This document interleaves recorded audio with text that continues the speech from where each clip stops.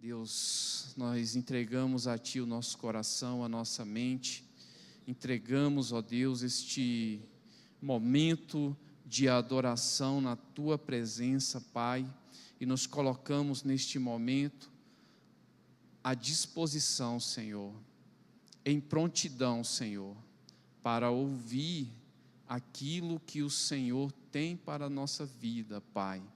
Deus, nós abrimos o nosso coração diante do Teu altar, diante da Tua presença, para ouvir e praticar aquilo que o Senhor tem para nos ensinar nesta noite, Pai. Em nome de Jesus, nós Te agradecemos já de imediato, porque sabemos que o Senhor tem o melhor para a vida de cada um. Em nome de Jesus, amém. E o tema é esse, irmãos: viver como filhos de Deus. É um grande desafio, viver como filho de Deus. E eu estava meditando nesse tema e fiquei pensando, né? A gente vê vários exemplos, né, na nossa caminhada, na nossa jornada de vida. Nós temos vários exemplos, né, para citar sobre esse título, como viver, né, como filhos. E aí, para a gente entender um pouco esse viver, amém, Deus abençoe, para a gente entender um pouco esse viver como filho de Deus, é necessário a gente pegar os nossos exemplos do dia a dia, né? Não sei se você conhece ou teve experiência com um amigo de infância, né, um vizinho, que ele tinha uma família bem estruturada, né, os pais procuraram educar aquela criança para que ele crescesse, né, para ser um bom cidadão, um homem ou uma mulher digna, um homem trabalhador, né, um homem responsável, um homem que cumpre com seus compromissos. Mas lá na frente você vê que aquele jovem, aquele rapaz, ou até mesmo aquela pessoa adulta, ela não seguiu os padrões da família. E de repente você olha para aquela pessoa e fala assim: nossa, mas nem parece que é filho do fulano, nem parece que é filho da fulana. Os pais dignos, os pais retos, os pais, né, que sempre honram com seus compromissos. E olha o que o filho se tornou: totalmente avesso àquela família. Ou então a gente vê também uma família toda bagunçada, né? Toda cheia de problema, o pai, a mãe, e de repente a criança ali naquele lar, ela consegue vencer na vida, ela consegue ser uma pessoa de caráter, mesmo a família não dando essa estrutura para ela, mas ela consegue vencer. E aí é o contrário, as pessoas olham e falam: olha para aquele jovem, nem parece que saiu do meio daquela família, né, uma família bagunçada, uma família, né, cheia de problemas, né, os pais se separaram, enfim. Mas aquela criança, aquele jovem, aquele adulto, ele conseguiu crescer em dignidade. Eu creio que alguém aqui já viu esse exemplo acontecer. E aí, quando a gente vem para a nossa vida espiritual, aí vai uma reflexão. Nós estamos vivendo como filho de Deus? Nós estamos vivendo segundo aqueles padrões que Deus tem nos mostrado? E aí quem nos vê fala assim: nossa, realmente esse aí pertence à família de Deus, realmente essa pertence à família de Deus, porque ele é igualzinho o pai, Já viu esse ditado? Aí aquela criancinha vai crescendo e fala, gente, mas é igualzinho o pai, olha. Gente, olha só, a mesma coisa da mãe, né? Os trejeitos, a forma de andar, é igualzinho o pai ou da mãe.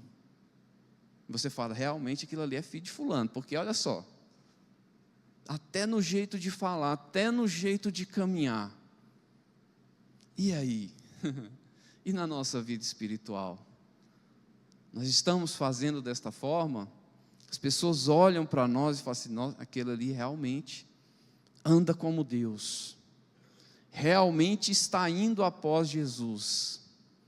E João, entrando aqui no versículo que eu quero refletir com vocês, João, ele vai trazer essa mensagem em um momento onde a igreja, pouco tempo, depois da morte e ressurreição de Jesus, a igreja já estava passando por alguns conflitos de identidade. E ele vai falar justamente essas coisas. Lá em 1 João 3,1 diz, vede que grande amor nos tem concedido o Pai, a ponto de sermos chamados filhos de Deus, e de fato, ou seja, realmente, somos filhos de Deus. Por essa razão, o mundo não nos conhece, porquanto não o conheceu a Ele mesmo. E em muitos casos, as pessoas se desanimam, porque elas são criticadas, são julgadas, porque o mundo não conhece. Sabe por quê? Porque o mundo está acostumado com esses modelos de família que eu acabei de falar para vocês. E quando aparece o cristão com a unidade de família, com os princípios de família, ou seja, o filho obedece o pai, os dois, ou os três, ou uma família de 5, não sei quantos membros tem ali a família, ou a igreja, ela anda em unidade. E uma família que anda em unidade, ela é vencedora. Sabe por quê? Porque a desunião, a dúvida, ela traz caminhos opostos. É aquele velho exemplo que nós damos. O filho, o pastor Silas até falou isso hoje cedo. O filho não entende porque o pai não deu, mas ele aceita aquilo ali. Ele fala, não, meu pai não deu porque ainda não é a hora. Porque na hora que chegar o momento eu vou ter, ou eu vou receber. E aí a família anda em unidade. A família caminha em um só propósito. Isso é viver como filho ou filhos de Deus. E João, ele vai tratar dessas questões no momento onde a perseguição aos cristãos está muito intensa, até o ponto de lá em 98 ele escreveu o Apocalipse, e ele escreve com aquelas simbologias, os adolescentes estão aprendendo isso, então os adolescentes estão bem informados quanto a esse assunto. E ele vai escrever com aquele formato, com aquelas simbologias, porque as pessoas do mundo não entenderiam, mas a igreja entendeu o que João estava, a mensagem que ele estava transmitindo para a igreja. E hoje nós precisamos entender esse contexto também. Olha só, o amor de Deus nos gera como seus filhos e nos dá confiança para viver a sua vida, viver a vida de Cristo. O que isso significa? Nós temos que buscar viver aquilo que Deus planejou para mim e para você. E quando fala gerar, o significado dessa palavra é trazer à existência. Ou seja, Nós sabemos o que Deus tem para nós. Se amanhã, no seu local de trabalho, na sua caminhada, na sua rotina, você perguntar qual é o plano de Deus para a humanidade, a grande maioria vai saber responder. Mas eles não geraram, não trouxe à existência aquilo que Jesus quer para as nossas vidas. Então é através do amor de Deus que Ele que nos dá essa condição, é Ele que traz a existência, mas para isso nós temos que ter essa confiança, e a confiança, ela não gera dúvida, ela gera a fé, e essa fé é o fundamento de nossa esperança, que nos permite viver tranquilo, esperando a segunda vinda no final dos tempos. Então, de uma forma ou de outra, nós vamos estar com Jesus, ou seja, pelo arrebatamento, ou seja, na nossa partida deste mundo, nós vamos encontrar com Jesus. Mas nós estamos tendo esta confiança, nós estamos trazendo à existência aquilo que a palavra nos garante. A palavra está lá e diz, olha, se você crer, terás a vida eterna. Se você crer, você vai ser vencedor. E João vem trazendo esse contexto e falando para a igreja, olha, esta é a palavra.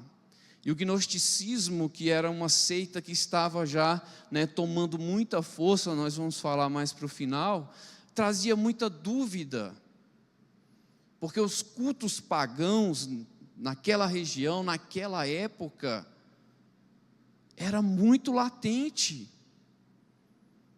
e assediava aqueles que tinham aceitado Jesus, a voltar para as velhas práticas. Porque neste momento, gente, o cristianismo não era essa potência que nós temos hoje, tanto de igreja que nós temos hoje. Não, era um grupo de pessoas que pregavam, que iam nas casas, que operavam milagres, e aquele grupo ia crescendo. E os templos pagãos estavam ali ao redor. Para que você vai adorar esse Deus? A gente nem conhece Ele. Alguns falam que Ele morreu e ressuscitou. Não era um bandido que foi morto lá junto com outros dois? Era isso que falavam. E João vem falando assim, não. Essa fé é o fundamento que nos gera, nos traz a existência, e os sinais e os acontecimentos estão aí. Nós vimos, como eu falei no domingo passado, ninguém me falou, Pedro falando, eu vi com os meus olhos, eu vi os milagres acontecendo, eu vi tudo isso que as pessoas estão a falar, eu vi pessoalmente, eu estava lá. Então precisamos trazer a existência, e aí então seremos examinados, se praticarmos ou não a justiça, porque essa caminhar, essa vivência como filhos de Deus, ela nos leva a uma prática, não é somente uma teoria de falar. Já viu aquele ditado? Faço o que eu falo, mas não faço o que eu faço. No cristianismo, nos cristãos, aqueles que seguem a Cristo, eles têm que trazer a palavra à existência, ou seja, gerar aquilo que está escrito para a prática. E aí sim, gera a justiça. Qual é a consequência de tudo isso? A justiça. É andar no caminho justo, no caminho correto. É fácil? Não, se fosse fácil todo mundo faria. se fosse, né, tranquilo, todo mundo faria. Mas veja, só alcança a vitória aqueles que persistem. Muitos iam ao encontro de Jesus. Alguns recebiam a bênção e iam embora. Deus nega a bênção? Não. Ele entrega àqueles que Ele, né, segundo a vontade dEle. Agora, os que permanecem terão a vida eterna. E aí, nós estamos olhando só o agora? Não.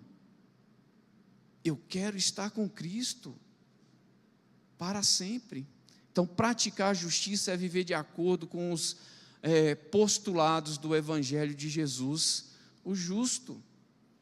Então, se nós queremos colocar realmente isso em prática, viver de acordo com aquilo que os apóstolos ensinaram, com aquilo que a igreja primitiva pregava, nós temos que buscar andar com Jesus, porque Ele sim é o justo.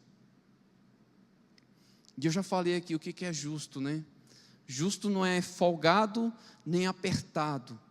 É quando você vai comprar uma roupa, né? Você vai experimentar, você fala, nossa, essa aqui, né? Tem até o ditado aí popular, né?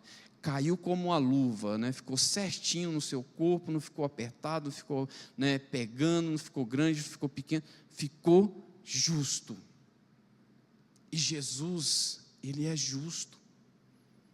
E essa justiça, irmãos, não deixa que aquele que está em pecado, Deus não vai abençoar, porque Ele é justo. Ele anda em justiça, Ele anda em retidão. Mas hoje a igreja, né, os ensinamentos estão distorcidos. Para muitas pessoas, o Deus bom é aquele que o jovem bate o carro, mata uma pessoa e o pai vai lá e paga a fiança. O nosso Deus não é assim. Davi pecou e mesmo assim, né, Deus, ele se arrependeu, Deus perdoou, mas teve a consequência. E aí, quando nós nos arrependemos e vamos para os braços de Deus, Deus nos perdoa, Deus nos dá, né, uma nova vida. Ele é o fundamento sobre o qual se edifica a vida do crente. Nós não vamos conseguir edificar a nossa vida em outro fundamento, em outra palavra, em outro modo de pensar. Nós vamos construir um fundamento sólido na palavra. É na palavra que eu e você vamos ter essa certeza de que ao sair daqui, amanhã no nosso trabalho, onde quer que você vá, por mais que você escute uma palavra tentadora, você está firmado no fundamento da palavra de Deus. Você está alicerçado na família de Cristo. Veja, e quando nós estamos firmes nesta família, ninguém nos tira dela, porque nós sabemos a importância que é estar na família de Deus, andando com Cristo, e aí nada mais nos seduz, nada mais, o que eu estou querendo dizer com essa palavra? Nada mais nos atrai, porque nós estamos tão focados, tão concentrados no nosso foco, que nada nos tira, nada nos desvia, né? Sabe quando você está fazendo uma coisa com muita atenção, que você não pode desviar, alguém fala com você, não, pode falar, eu estou ouvindo, não, mas olha que, não, mas eu não posso deixar, né, perder o foco aqui, porque você sabe a importância, você não pode errar. E aí você caminha certo daquilo que você quer, certo daquele objetivo que você quer alcançar. E aí nós vamos caminhando nesta prática, né? E a prática da justiça é uma prova de que nascemos de Deus. Veja que a prática é aquilo que você vai fazer, é aquilo que você vai começar a praticar no seu dia a dia. E aí no final você pode falar: combati um bom combate. Ou seja, você não ficou parado, você não ficou estagnado. Então somos filhos de Deus por pura graça, como fruto de seu amor e graças ao Filho. É aquele exemplo que eu falei também na semana passada do fruto.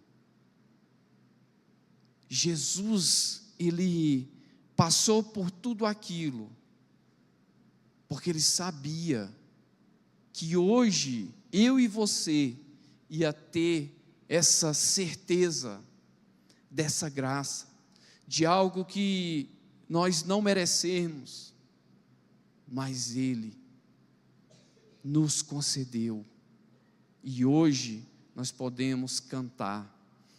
Ser participante dessa realidade traz exigências, sobretudo a de pureza.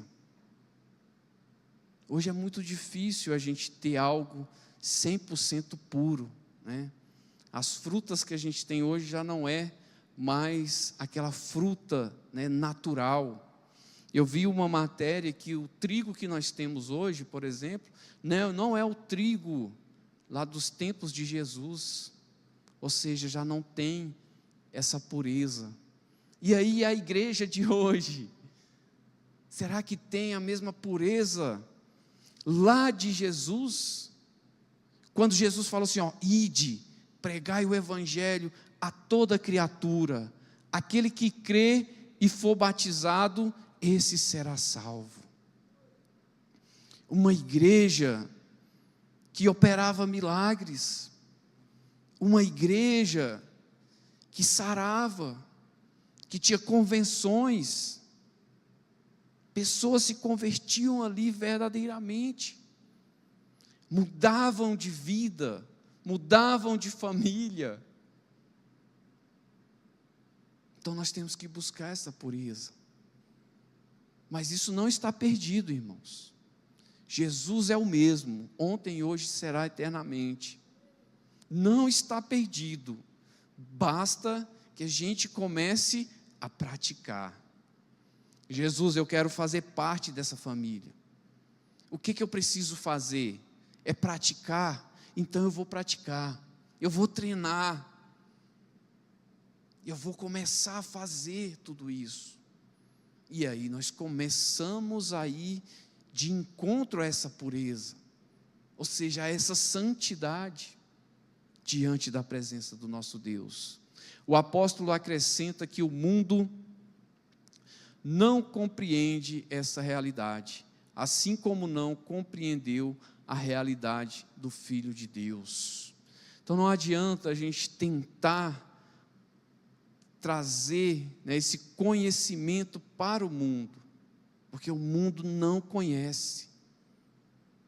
O que nós precisamos fazer é trazer eles, para que eles venham experimentar. Porque, irmãos, hoje nós temos a palavra nas mãos de todos. Nós temos Bíblia online, temos aplicativo de Bíblia, crianças aí, pequenas, não sabem nem ler ainda, já tem um celular. Então a palavra está ali. Mas por que essas pessoas não buscam? Porque elas não se interessam. Então nós temos que trazer a existência para elas. E por isso Jesus nos chama. Por isso Jesus fala para mim e para você: olha, tragam eles, resgate essas vidas. Eu quero que eles façam parte dessa família. E muitos não querem escutar. Tem uma história, né, talvez até alguém já escutou, que diz que tinha um criminoso, né, muito mal, e ele foi condenado à morte. E o juiz daquela cidade, né, ficou em dúvida se ele estava fazendo certo ao condenar ou não. E ele pegou e falou assim: eu vou fazer um teste. Ele fez uma carta de perdão para aquele criminoso, se vestiu diferente, porque ninguém conhecia aquele juiz ali, dentro da prisão, e ele colocou a carta de perdão dentro da Bíblia. E chegou na cela do criminoso, ele muito brabo e tal, falou assim: olha, eu tenho uma coisa para você aqui. Ele falou: não quero não sei o que, esse papo de religião e bababá, aquela coisa toda. E depois de muita insistência, ele não quis, o juiz foi embora. No outro dia ele voltou: olha, o que tinha lá dentro era a sua absolvição. O que acontece? Aquele criminoso foi para a cadeira elétrica. E ele tinha algumas palavras para falar naqueles últimos momentos. Ele falou: olha, eu quero dizer uma coisa para vocês. O que me trouxe aqui não foi o meu pecado, mas foi o perdão que eu rejeitei. Então, muitas vezes, nós não olhamos para o perdão que Jesus está nos oferecendo a todo momento, a todo instante. Nós precisamos compreender o tamanho do amor de Cristo e viver como filho dele. O mundo incrédulo vive separado de Deus e não pode entender a relação de amor que os filhos de Deus têm com ele. Por isso é hostil e os rejeita. Quantas vezes nós não somos rejeitados? Quantas vezes nós não somos criticados? Porque o mundo não entende. E muitas vezes não querem nem ver o que tem nessa palavra.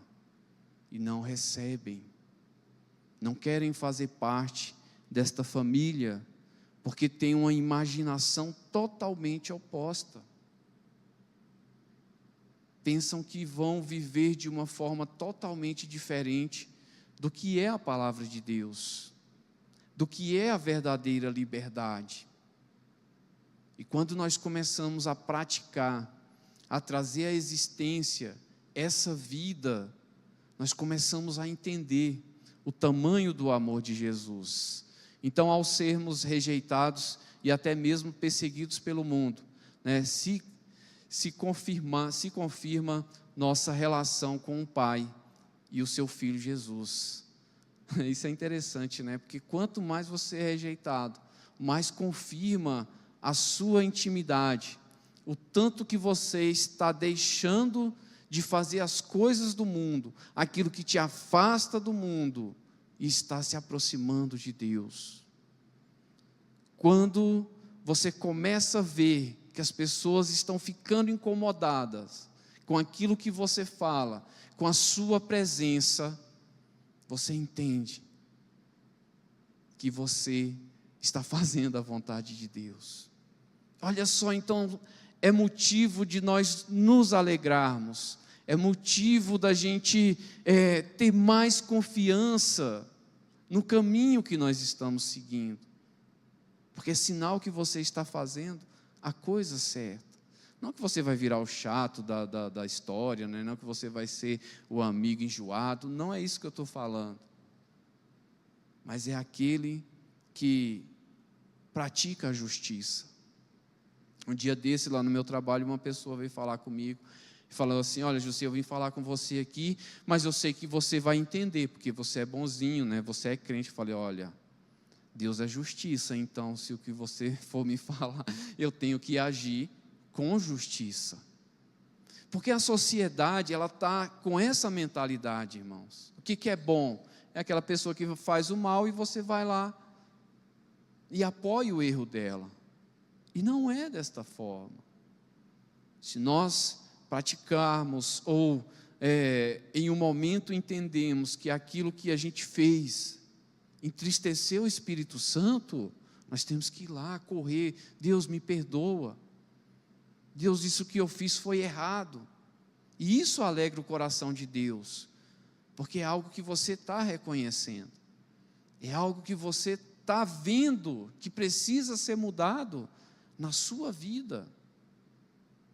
Não é que nós vamos sair daqui santos, né? Nós vamos sair daqui totalmente, né, sem pecado, e não vamos pecar, não é isso, mas é o reconhecimento, né, é o mudança de mente, né, o metanoia, né, está sempre mudando, fala, olha, isso que eu fiz errado hoje, amanhã eu não vou fazer, se eu fazer é outra coisa, se eu cair é em outro lugar, e isso alegra o coração de Deus. Se cedêssemos às práticas mundanas, colocaríamos em risco nossa posição de filho. Ninguém quer entrar em risco, né? Ninguém quer ficar em situação de perigo. Ninguém está querendo ficar perto de perder a posição de filho de Deus. Veja, claro que Deus não vai fazer isso, né? Mas já pensou se Deus falasse, não, agora você está excluído dessa família, né? Agora você não participa mais desta família. Pelo contrário, Deus está sempre lá, né? Assim como o pai, como a mãe, o filho pode fazer o que for, mas o pai está sempre lá, à espera. Mas, a partir do momento que o filho ele começa a praticar, ele começa a colocar em risco essa posição privilegiada que nós temos, de família de Deus. Nossa, parece até loucura assim, né? A gente fala, nossa, família de Deus, né? Mas eu sou tão, né, humano, eu sou tão materialista, e de repente você fala assim, família de Deus, é para você entender a importância, que é o que João estava falando, e quando nós entendemos isso, nada nos distrai, de nenhuma maneira se pode admitir, né, o pecado como uma oportunidade para que se manifeste a graça, né? Isso aqui é por conta, né, do gnosticismo que estava, como eu falei no início, bem ameaçador, né, estava crescendo de uma forma espantosa, e eles falavam, olha, uma vez salvo, salvo para sempre, então nós já aceitamos, agora nós podemos fazer o que for, que nada vai nos tirar essa graça. Mas a palavra, ela vem falando totalmente ao contrário. Jesus fala, olha, vai e não peques mais. Vá, né, e procure se consertar. A tua fé te salvou. Mas era uma ameaça que estava naquela época. E João precisou, né, falar desta forma com aquela igreja. E o que nos ameaça hoje? O que tem tentado, né, tirar o nosso foco?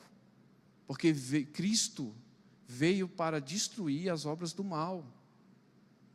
E tudo aquilo que te leva, que nos leva para longe de Jesus, isso não é bom. Precisamos compreender isso.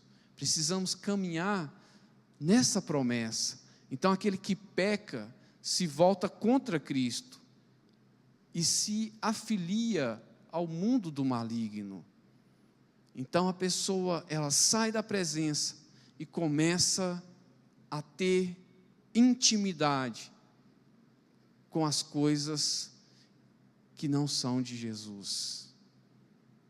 Porque só existe dois caminhos, o caminho de Jesus e o caminho para longe dele. Então, quando nós entendemos isso, nós começamos a buscar essa santidade, que é a santidade cristã, que não consiste, né, em que o crente não possa pecar, mas em Cristo, como seu poder e justiça redentora, supera as forças do pecado. Então veja que nós estamos no mundo, nós estamos no meio de uma sociedade onde que todas as coisas estão ao nosso redor, mas Cristo, Ele nos salva, Cristo, Ele nos resgata de tudo isso que nos leva para longe dEle. Cristo veio para que eu e você tenha vida e vida em abundância. Amém? Tome posse dessa palavra e que eu e você, né, possa cada dia viver como filhos de Deus. Qual é o caminho? O que eu preciso fazer? Cada filho, né, é individual. Cada filho